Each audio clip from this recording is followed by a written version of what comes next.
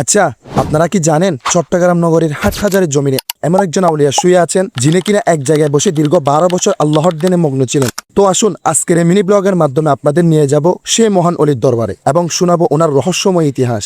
আসসালামু আলাইকুম। তো গাইস, এই জায়গায় যাওয়ার জন্য আমি প্রথমে মুরাদপুর থেকে বাস উঠে চলে আসি হাটহাজারের চৌধুরীহাট কলেজ গেটে। এরপর কলেজ গেট থেকে একটা অটো নিয়ে সোজা চলে আসি সে মহান অলির দরবারে। তো চলুন এবার ওনার ইতিহাস শুনে আসি। মূলত এই মাজারটি হচ্ছে হযরত শাহ সুফি জালালউদ্দিন বুখারী রহমাতুল্লাহি তাআলা আলাইহি এর মাজার। ইতিহাস ঘেটে জানতে পারি ওনার জন্ম হয়েছিল 1462 খ্রিস্টাব্দে উজবেকিস্তানের বিখ্যাত বুখারা শহরে, যা ইমাম বুখারী আলাইহি রহমা এর স্মৃতিধন্য শহর।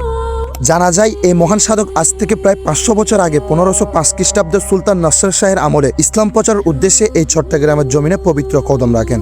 যদি এবার ওনার সাধনা বা কেরামত নিয়ে কথা বলি, তাহলে ওনার সবচেয়ে অবাক করার বিষয় হচ্ছে লোকমুখে শোনা যায় তিনি এক জায়গায় বসে দীর্ঘ 12 বছর আল্লাহর সান্নিধ্য লাভ করার জন্য ধ্যানে মগ্ন ছিলেন।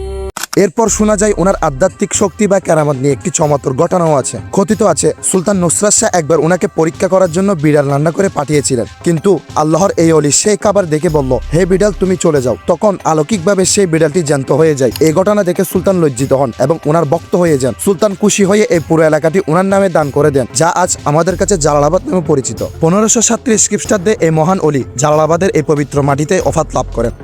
তো গাইস, এই হলো সে মহান অলির সংক্ষিপ্ত জীবনী। আসলে গাইস, সত্যি কথা বলতে যখন এই পবিত্র স্থানে আসি তখন আমার মনের মধ্যে এক অদ্ভুত প্রশান্তি প্রকাশ পায়। আর আপনাদের বলি, আপনারা যারা চট্টগ্রামের আশেপাশে আছেন সময় সুযোগ করে এই ঐতিহাসিক মাজারটি দেখে আসতে পারেন। আর আজকের ভিডিওটি এতটুকু। ব্লগটি কেমন লেগেছে অবশ্যই জানাবেন। ভালো লাগলে আমার চ্যানেলটি সাবস্ক্রাইব করবেন। ফেসবুক থেকে দেখলে অবশ্যই আমার পেজটি ফলো করবেন। দেখা হবে পর ঐতিহাসিক কোনো মাজারে। সবাইকে ধন্যবাদ। আসসালামু আলাইকুম।